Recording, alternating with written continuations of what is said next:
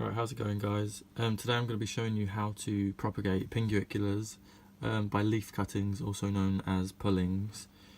So in front of me I've got my Pinguicula Weezer, which I showed you in the last video as well. As you can see, there's quite a lot of leaves on this plant, so I'm going to try to propagate, taking out some of the lower leaves.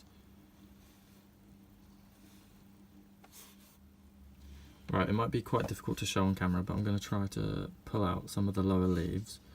When you're doing this, you're going to want to try to pick some that are quite bulky, quite fat, and then if you slightly... Alright, I'll get in here. Just wiggle them side to side. You should hear it snap, hopefully. Yep, there we go. Right, here we've got what is called a leaf pulling. Let me try and get that to focus if I move this back. So right at this tip here, that is where the plantlets will grow from. So from this one, maybe I'll expect, because it's quite a thin tip on it, maybe I'll expect maybe one or two to grow from this. But if you pick one with quite a wide leaf base, you can quite easily get 4 or 5 or maybe even 6 plants grow from one leaf pulling. Right, to get these pullings to start to grow plantlets, you're going to want to place them in something that holds moisture. Keep it in a tight container. So I've chosen just a simple Tupperware container. I've cut up sphagnum moss, put it in there, sprayed it with rainwater.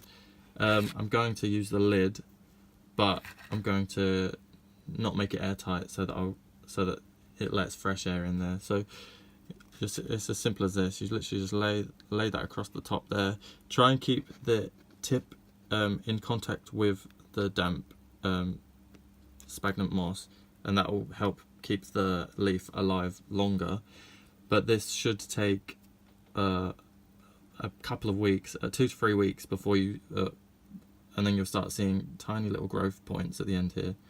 So what I'm going to do is I'm going to do quite a few more, hopefully fill up this container, and then I'm going to wait a couple of weeks and then show you the result after a couple of weeks using with the exact same ones, and you'll be able to see what the success rates are like. So I'll see you then.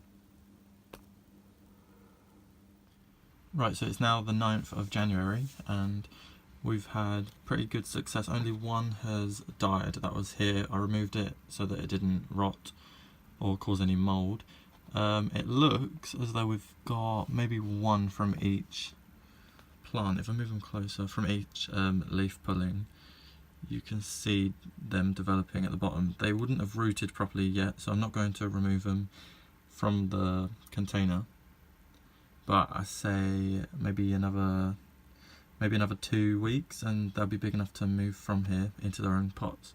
So that is how easy it is. I maybe moistened this once in the whole time because I've had this lid over it. As you can see, the condensation, it keeps it fairly wet. I've kept it out of direct sunlight so that it doesn't heat up and dry the leaves out too quickly, because that will kill them.